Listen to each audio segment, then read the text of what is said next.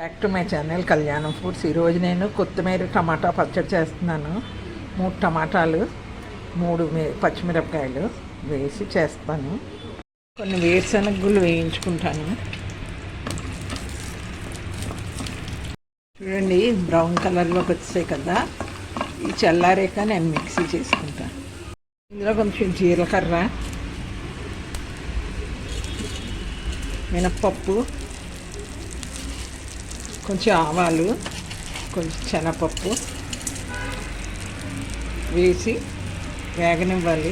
కొత్తిమీర వేస్తాను.